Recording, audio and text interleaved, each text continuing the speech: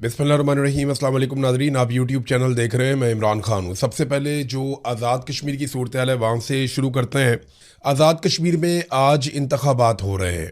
ये लगभग 5 मिलियन की आबादी है और इसके लिए भी 3 हिस्सों में इंतखाबात रखे गए हैं। यानी आबादी लाहौर से आधी भी नहीं है और इंतखाबात हो रहे हैं 3 हिस्सों में आज़ाद कश्मीर में। वजह यह है कि वहाँ के लोग डट कर खड़े हैं, वो पीछे हट नहीं रहे और इस्टेब्लिशमेंट को हर हाल में वहाँ पे एक कठपुतली हुकूमत कायम करनी है और उसके लिए वो कोशिश कर रहे हैं।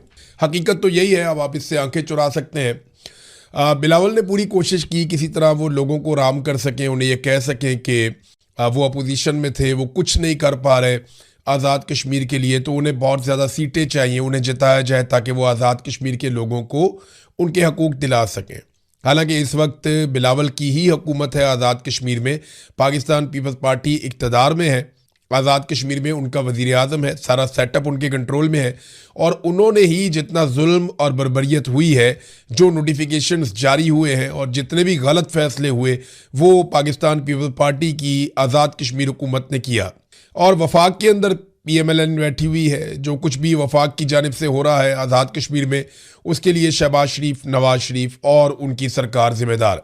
अब देखें ना, कभी ये सिंध के बच्चे बन जाते हैं कि जी मैं सिंध का बेटा हूँ, सिंध की बेटी हूँ। कभी ये बन जाते हैं मैं पंजाब की बेटी हूँ, मैं पंजाब का बेटा हूँ।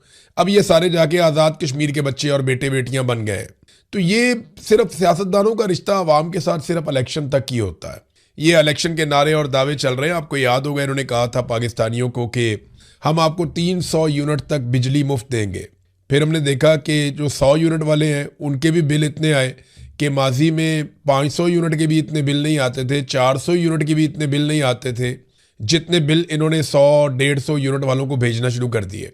तो 300 यूनिट तक इन्होंने बिजली मुफ्त देनी थी, मोटरसाइकिल वालों को पेट्रोल मुफ्त देना था और बेशुमार वादे इन्होंने पाकिस्तानियों से किए थे। महंगाई ख़त्म कर देंगे, पेट्रोल 70 रुपये लीटर होगा।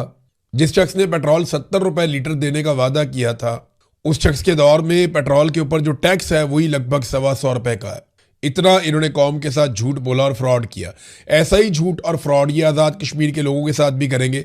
तो ज़्यादा उम्मीदें बांधने की ज़रूरत नहीं है। आप वोट डालना चाहते हैं निकल कर वोट डालें, लेकिन आप खातिर जमा रखिए। ये लोग कभी अपने वादे पूरे नहीं करेंगे और मैं इस बुनियाद पे कह रहा हूँ कि इन दोनों जमातों को लगभग 50-50 साल होने वाले हैं।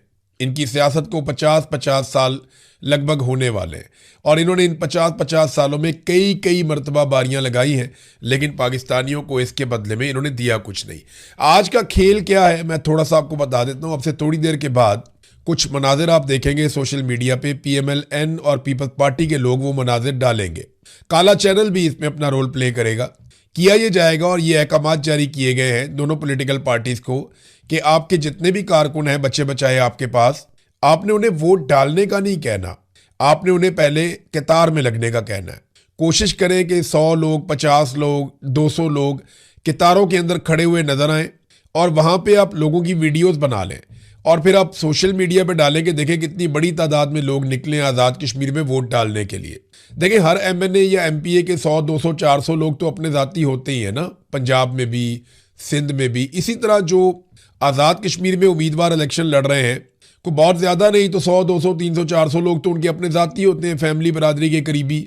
मुलाजमीन ही जो है वो 50-60 बंदा निकल आता है कम से कम घर से ही। तो इन लोगों को खड़ा करके आपने लाइनें बनाकर दिखानी है कि जनाब ये देखें लाइनों में लोग लगकर वोट डालने के लिए खड़े हैं, ताकि ये तासुर दिया जाए कि आज़ाद कश्मीर के लोगों ने इलेक्शन के अंदर दिलचस्पी दिखाई है। हालांकि ओवरऑल कोई इलेक्शन में दिलचस्पी नहीं है। आपको ये वीडियो थोड़ी देर में नजर आ जाएगी, लेकिन हमारे बहुत सारे दोस्त हैं वो कोशिश करेंगे आज़ाद कश्मीर से रिपोर्ट करने की। जितना वो रिपोर्ट कर पाएंगे वो करेंगे, जो वो नहीं करेंगे वो हमें बताएंगे या हमारे जैसे और दोस्तों को बताएंगे, तो हकायक आपके सामने आ जाएंगे। इलेक्शन से ठीक एक दिन पहले PMLN ने अपने पाँव पे कुल्हाड़ी मारी और इस मरतबा कुल्हाड़ी थी इंफॉर्मेशन मिनिस्टर के हाथ में। जो फेडरल इंफॉर्मेशन मिनिस्टर है उसने बड़ा अजीबोगरीब स्टेटमेंट दे दिया इलेक्शन से बिल्कुल एक दिन पहले। कश्मीरियों को ज्वाइंट अवामी एक्शन कमेटी को गद्दार करार दे दिया और भारत के साथ, राव के साथ उसके ताने बाने जोड़ दिए। यानी मैं हैरान हो रहा हूँ, कोई इतना अक्लमंद भी हो सकता है कि इलेक्शन से बिल्कुल एक दिन पहले वो जिस इलाके में इलेक्शन होने जा रहा है वहाँ के लोगों को गद्दार डिक्लेयर कर दे। वो ये कह दे कि ये लोग जो है वो इंडिया के साथ मिले हुए हैं या ये पाकिस्तान के खिलाफ साजिशों का हिस्सा है। हमने जी राह का कोई एजेंट और कोई सहूलतकार पकड़ लिया है, पता चला जनाब कि ये सारा काम जो है वो ज्वाइंट अवामी एक्शन कमेटी के मामलात में हो रहा है और उनके ताने बाने उनके साथ जुड़ते हैं।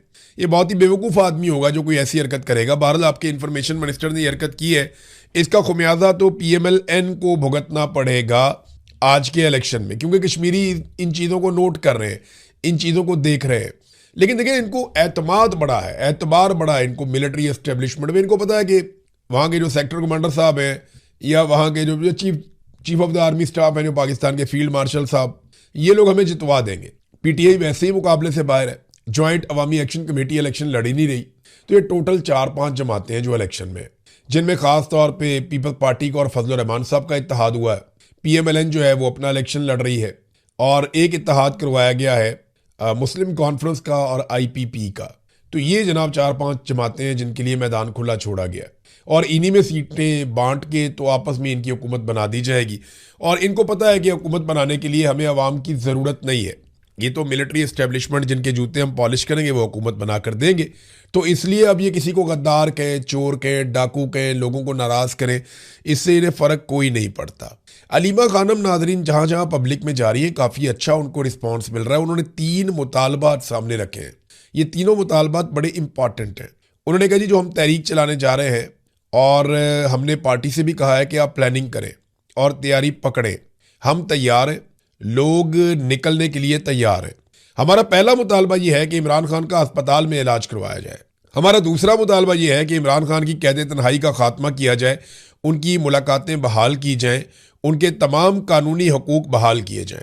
तीसरा मुतालबा, उन्होंने कहा जी हमारा तीसरा मुतालबा ये है कि जजेस अगर इंसाफ नहीं दे सकते तो वो अपने घरों को जाएं, नाइंसाफ़ी करके मुजरिम ना बने, अदालतें बंद करें और अपने घर जाएं।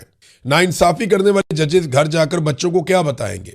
इमरान खान को जेल में रखने के बदले हराम का पैसा घर ला रहे हैं। जजेस की जिम्मेदारी है कि वो नाइंसाफ़ी के खिलाफ डट जाएं, पूरी कौम उनके साथ खड़ी होगी। ये जनाब अलीमा खानम का स्टेटमेंट है। इसमें ना एक चीज़ आप और देख लें कि अलीमा खानम ने कहा कि 5 अगस्त को हम एक फैसला कुन मार्का करेंगे। देखें, दोनों की एहतजाज तो दोनों करना चाहते हैं, मकसद भी एक है। चाहे पाकिस्तान तहरीक इंसाफ बतौर एक पॉलिटिकल पार्टी, अव्वल तो अभी इस वक्त तो पाकिस्तान तहरीक इंसाफ नाम की कोई पार्टी है ही नहीं। अभी तो इक़्तिदार के अंदर आप तहरीक इंसाफ का इक़्तिदार या तहरीक इंसाफ का मेंबर आप ये कह तो सकते हैं, लेकिन इलेक्शन कमीशन ने तो पार्टी फारिग की हुई है। तो एक तरफ जो लीडरशिप है उसका मकसद भी ये है कि इमरान खान साहब रिहा हो जाए। जो इमरान खान की बहनें हैं या अलीमा खानम है या पब्लिक के साथ जो उनका एक रिलेशन बना है पिछले चंद दिनों में हमने देखा, उसका मतलब भी यही है कि इमरान खान साहब रिहा हो जाए। लेकिन मुझे ना इनके अंदर कोई रब्त नजर नहीं आ रहा, इनके अंदर कोई कोऑर्डिनेशन बेहतर नजर नहीं आ रही।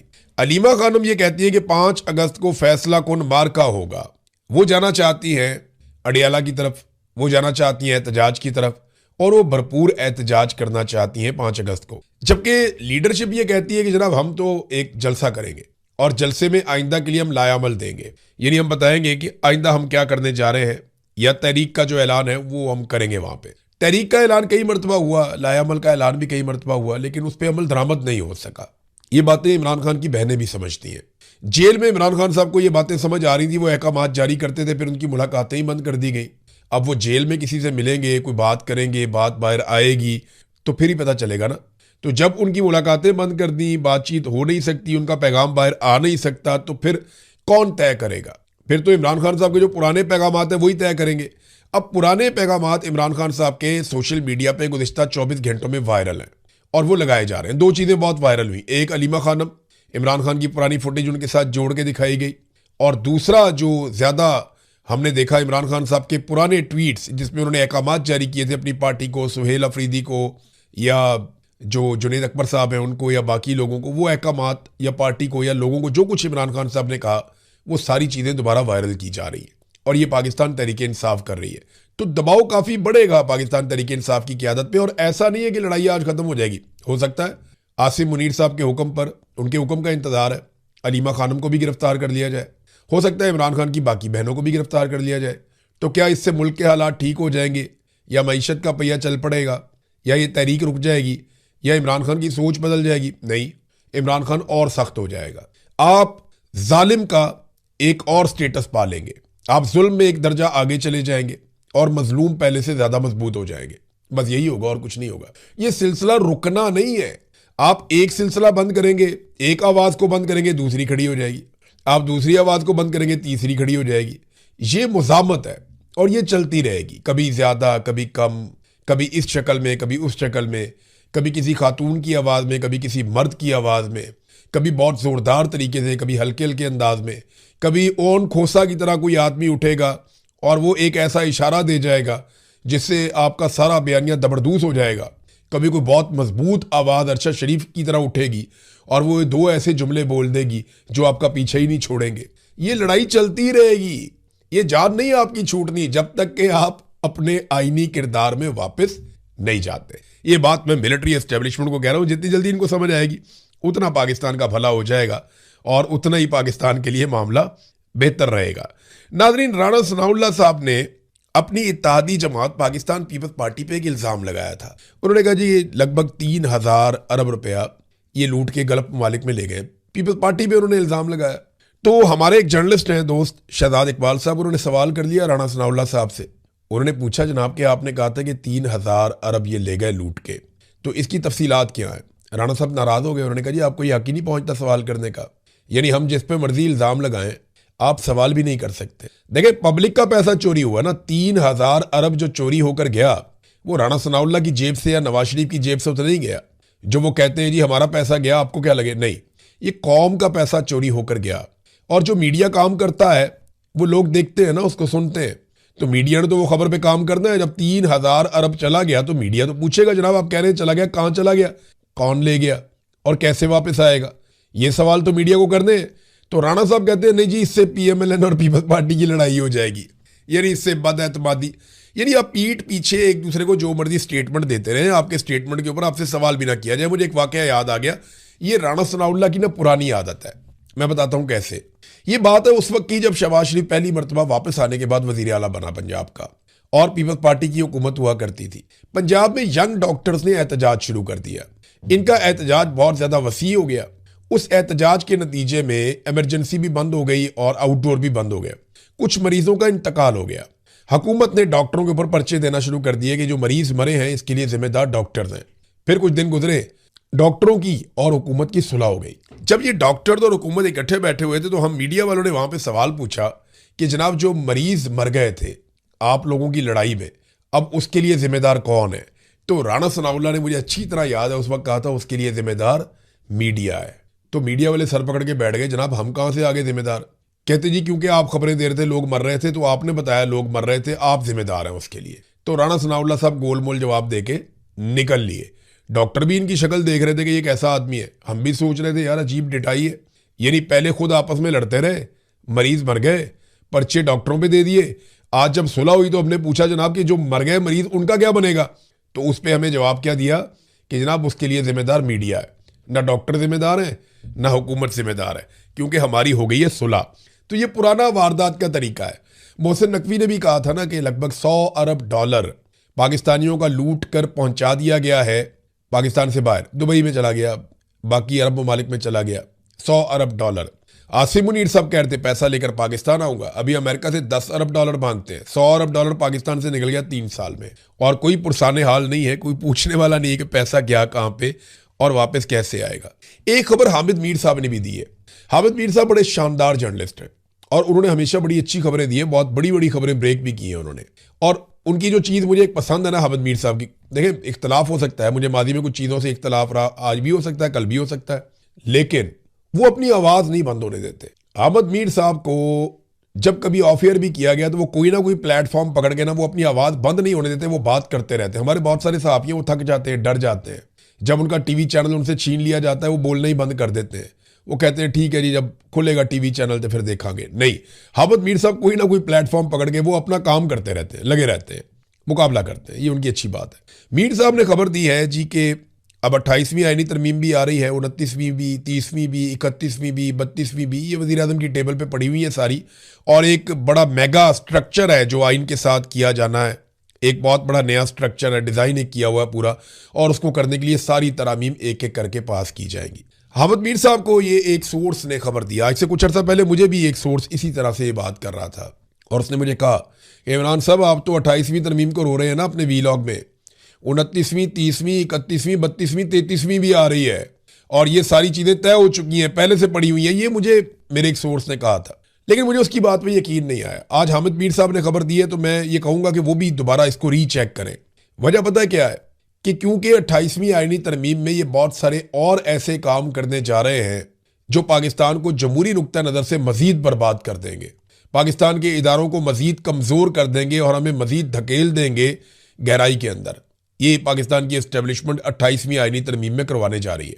अब क्योंकि 28वीं आईनी तरमीम में इन्होंने बहुत गंद मारना है तो ये इसको नॉर्मलाइज करने के लिए कह रहे हैं कि ये 28वीं को रोते हो, 29वीं, 30वीं, 31वीं, 32वीं नॉर्मलाइज करने के लिए वो भी तैयार पड़ी हैं।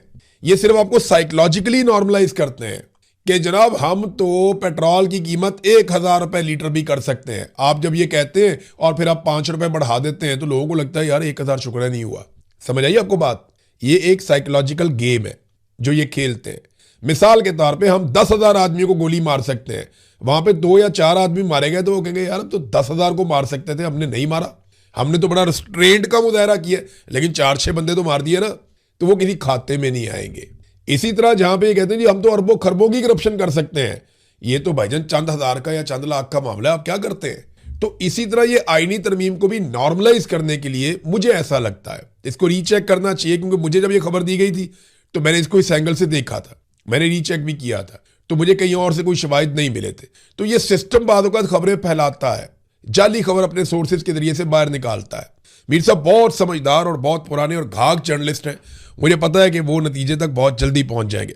नाज़रीन, पाकिस्तान के एटमी असासों के खिलाफ एक बाकायदा डॉक्यूमेंट्री चलाई गई है DW न्यूज़ पे।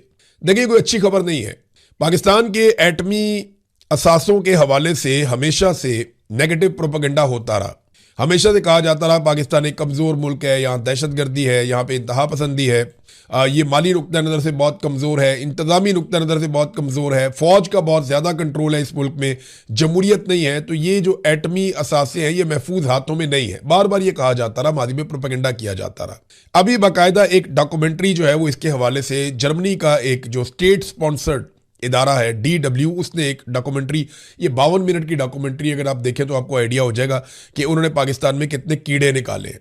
डॉक्यूमेंट्री का उन्वान है पाकिस्तान न्यूक्लियर पावर एट ए क्रॉस रोड, यानी एक दोराहे के ऊपर खड़ी हुई न्यूक्लियर पावर पाकिस्तान। ये इनका एक जो नाम रखा डॉक्यूमेंट्री का वो इन्होंने ये रखा।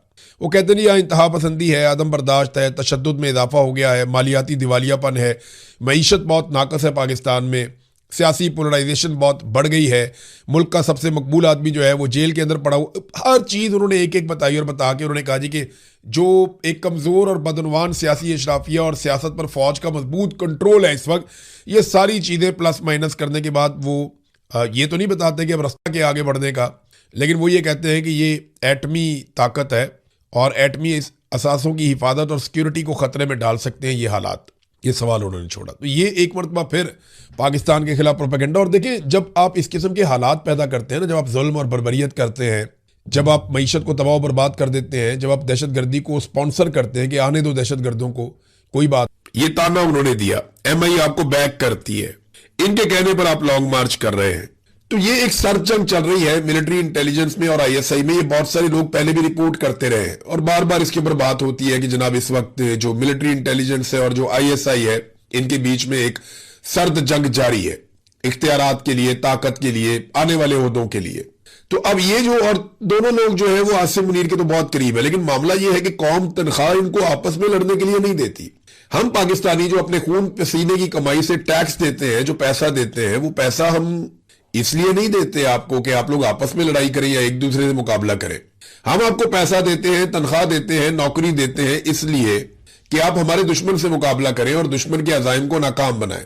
दहशतगर्दी बढ़ती चली जा रही है, बढ़ती चली जा रही है, कहीं पे भी कंट्रोल नहीं हो रही और आप आपस में लड़ रहे हैं ज्यादा इख्तियार और ज्यादा इख्तियार और ज्यादा कंट्रोल के लिए। तो इदारा जाती कंट्रोल की इस लड़ाई में आप पाकिस्तान के ऊपर अपना कंट्रोल लूज कर रहे हैं। आपने मिलकर दुश्मन का मुकाबला करना था, आप आपस में मुकाबला कर रहे हैं। ये एक चीज सामने आई, मेरे लिए हैरान कुन भी थी, परेशान कुन भी थी। मेरे ख्याल में इसके ऊपर इंक्वायरी जरूर करनी चाहिए और चेक करना चाहिए कि क्या एजेंसियों का आपस में ऐसा मुकाबला चल गया कि एक कहती है निकलो, दूसरी कहती है ना निकलो। ये माजी में चीजें होती रही है और बहुत अफसोसनाक है। इसको फौरन अगर तो ऐसा कुछ है तो इसको फौरन रोकना चाहिए। मुझे आजाद कश्मीर के लोगों ने यह बात बताई है। 14,000 पुलिस वाले पंजाब से अब निकाले गए हैं और उन्हें पहुंचाया गया आजाद कश्मीर में। ये क्या करेंगे? इलेक्शन चोरी करेंगे।